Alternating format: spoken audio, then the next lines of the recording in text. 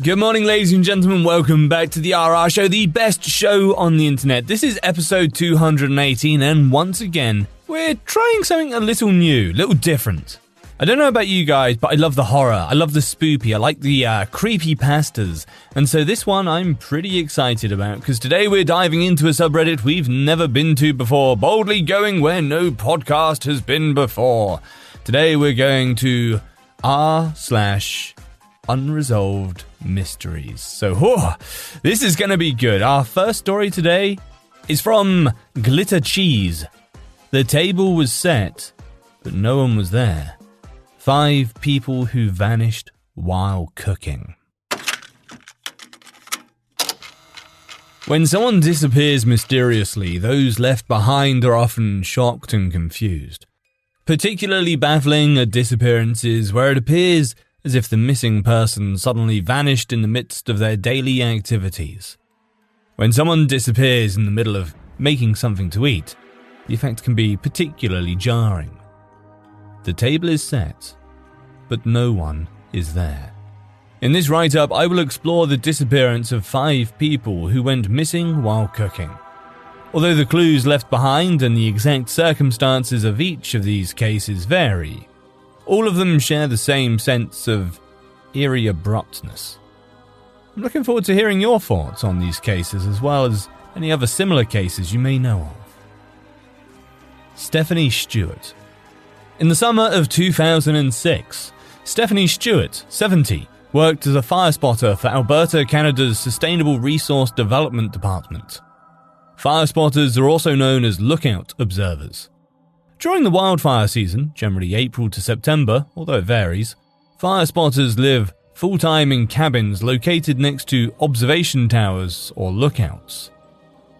Their primary priority is to monitor for any sign of wildfire, particularly smoke.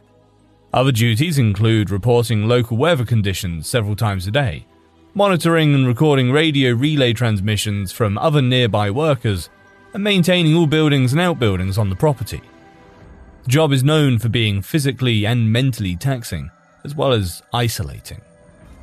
Many lookout towers are in incredibly remote areas, some requiring workers as well as food and other supplies to be transported to the site by helicopter. Stewart was an accomplished outdoorswoman who had previously climbed Mount Kilimanjaro and bicycled across Canada solo. She was also an experienced fire spotter with 18 years prior experience in the position. During the summer of 2006, Stewart was stationed at the remote Athabasca Lookout Tower. 12 of Stewart's 18 years working as a fire spotter had been at Athabasca Lookout. She spent her downtime at the lookout gardening, painting, embroidering, and reading. On August 26, 2006, Stewart's co-workers became concerned when she did not call in the morning weather report as expected. After trying to reach her several times, without success, a colleague was dispatched to her cabin at the Athabasca Lookout. The scene that was discovered there remains shocking and baffling to this day. It was clear that a struggle had occurred. There was a smear of blood on the stairs leading into the cabin. Inside the cabin was a state of disarray. On the stove, a pot of water was boiling. Missing from the cabin were several blankets, a pillow, a gold lady's watch.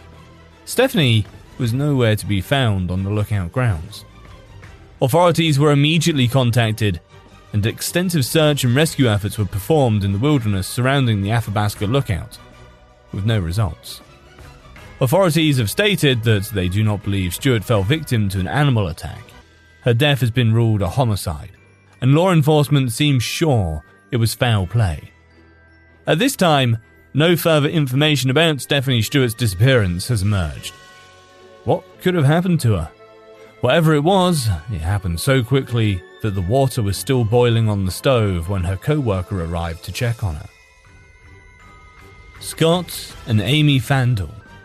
Scott, age 30, and Amy, age 8, were siblings, living with their mother Margaret in Sterling, Alaska. On the evening of September 4th, 1978, Scott, Amy, Margaret, and Margaret's sister Kathy, who was visiting from out of town, went out to eat at a Sterling bar restaurant called Good Time Charlie's. At around 10 p.m., Margaret and Kathy dropped the children off at home and returned to Good Time Charlie's to have some drinks. After returning home, the children visited their next-door neighbours, the Luptons, with whose children they frequently played. The last confirmed sighting of the siblings was of them walking to their cabin from the Lupton home. At around 11:45, a passerby noted lights on within the Fandle cabin. The next morning, September 5th, Margaret and Kathy returned to the cabin between 2 to 3 a.m. to a mysterious scene. The cabin was dark, which was unusual, as the children were afraid of the dark. On the kitchen counter was an open can of tomatoes. On the stove was a pot of boiling water. Macaroni with tomatoes was a snack that Scott commonly ate before bed.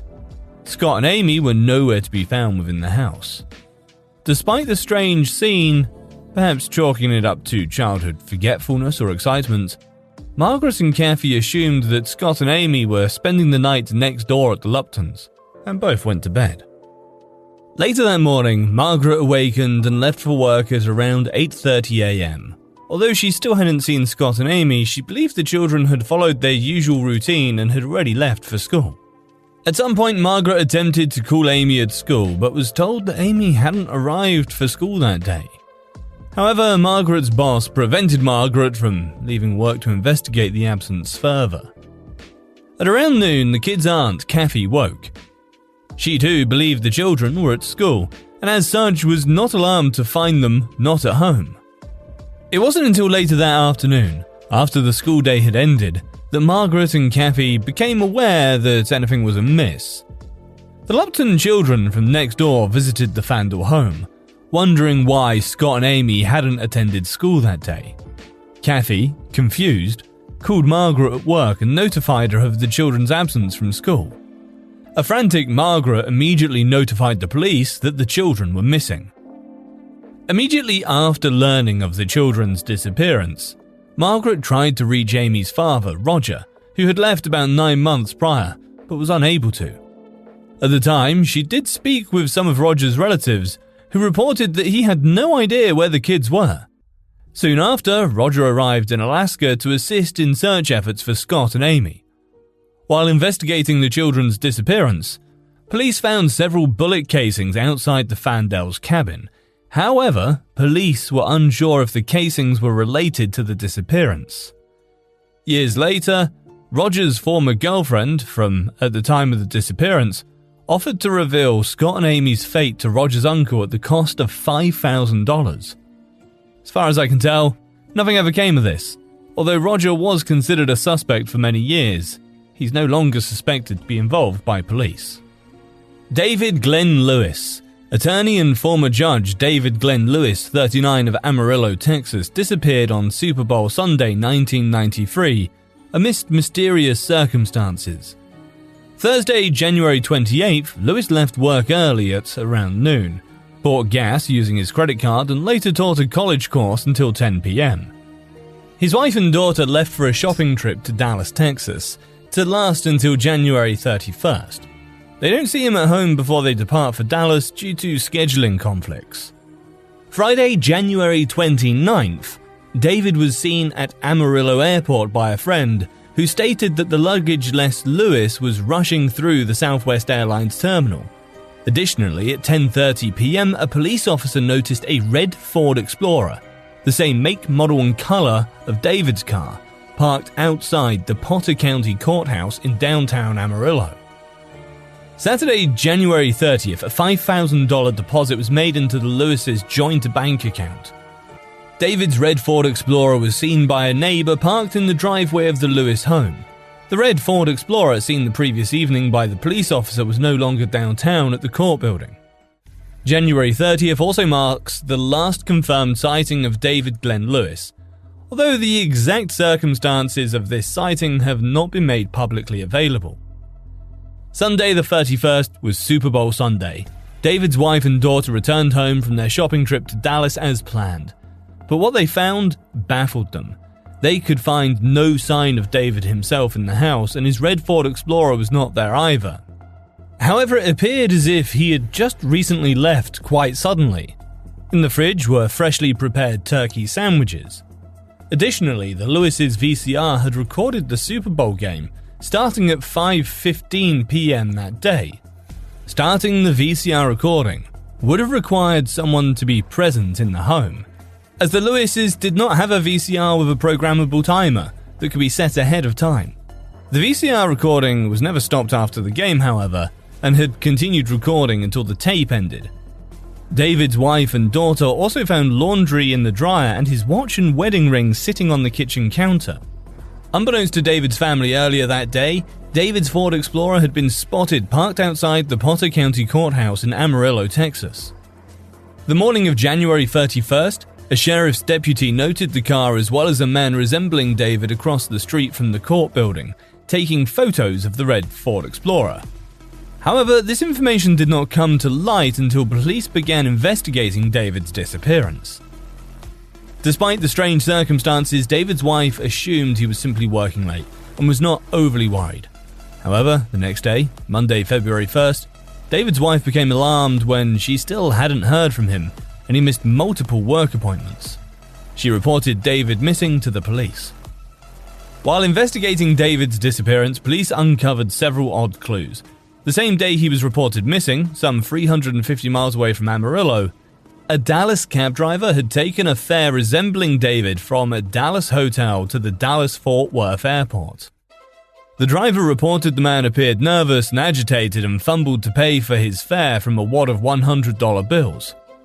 The next day, Tuesday, February 2nd, police identified David's car parked outside the Potter County Courthouse in Amarillo, Texas.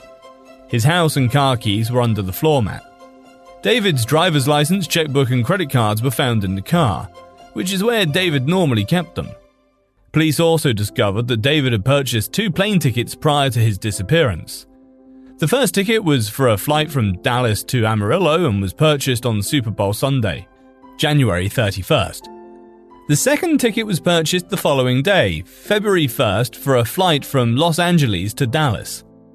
Despite these odd circumstances, David's case went cold for over 10 years until 2004, when a sharp-eyed and resourceful police investigator put some seemingly unrelated puzzle pieces together.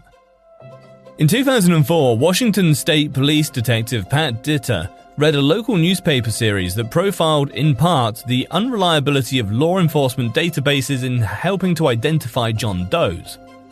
Ditter zeroed in on a fatal hit-and-run from '93. On February 1st, 1993, the same day that David had been reported missing in Texas around 10:30 p.m., motorists on RTE 24 in Yakima County, Washington State, noticed a person in the road. By the time the motorist had turned around to warn oncoming drivers, the man had been struck dead in a hit-and-run. Some reports noted a Chevrolet Camaro speeding away from the accident scene. The driver had never been identified. An autopsy performed on the John Doe revealed that he was not intoxicated at the time of his death. Ditter realized the description of the John Doe matched the missing person profile for David Glenn Lewis. Despite the 1,500-mile difference in location, Ditter thought the John Doe could be a good match with David's missing persons profile. This prompted a DNA inquiry, which revealed that the John Doe killed on February 1st by a hit-and-run motorist in Yakima County, Washington, was indeed David Glenn Lewis, reported missing by his wife the same day in Amarillo, Texas. The DNA match answered only one part of the mystery of David's disappearance. How and why David wound up in Yakima County, Washington from Amarillo, Texas, and who was the driver in the fatal hit-and-run that killed David, these questions remain to be answered to this day. Brenda Heist. The final case I'll be discussing has a different outcome from the previous 3 cases in this write-up. In 2002, a Pennsylvania woman named Brenda Heist went missing suddenly one day after dropping her 9 and 11-year-old children off at school. Heist had been experiencing multiple life stresses such as a divorce and had recently been turned down for financial housing assistance. The day she disappeared, loved ones discovered a turkey defrosting on the kitchen counter for dinner that night, and a load of laundry halfway done. Friends and family were insistent that Brenda never would have left her children voluntarily. That and the abruptness of her disappearance indicate that she must have been a victim of foul play at the hands of her ex-husband or another predator. It appeared to everyone that Heist had disappeared without a trace. Her car was found in a neighbouring county, but no further leads emerged. Suspicion fell to Brenda's husband, Lee Heist, who was eventually cleared by law enforcement. In the meantime, Lee and the children struggled financially and even lost their house. He raised their now adult children, although he continued to live under a cloud of suspicion within the community. Lee had Brenda declared legally dead in 2010 and has since remarried. Shockingly, in 2013, Heist reappeared. She turned herself into the sheriff's department in Key Largo, Florida, and informed them that she was a missing person. As it turns out, on the day of her disappearance in 2002, Heist had stopped at a local park after dropping her children off at school. She struck up a conversation with several people at the park who had noticed she was sobbing, and who then invited her to join them as they hitchhiked around the country. On a whim, Heist had decided to join them. Since then, she'd been living a vagrant lifestyle, panhandling, hitchhiking, and living under bridges in intense cities, and had recently been arrested under a false name. Heist's confession brought an end to her missing persons case, which had gone cold in the ensuing years. Exploring missing persons cases, we often think that the best possible outcome is for the missing individual to be found alive, having left of their own volition, as opposed to foul play. Yet, despite this outcome in Brenda's case, her story doesn't exactly have a happy ending. Brenda's relationship with her children, now adults, is strained.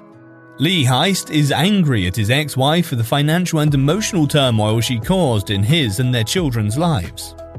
Brenda feels a great deal of shame and remorse for her actions, according to a Pennsylvania detective who interviewed her after her reappearance.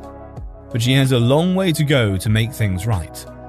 In addition to the immense personal and emotional consequences, it's not the most inconsequential fact that she is considered legally deceased.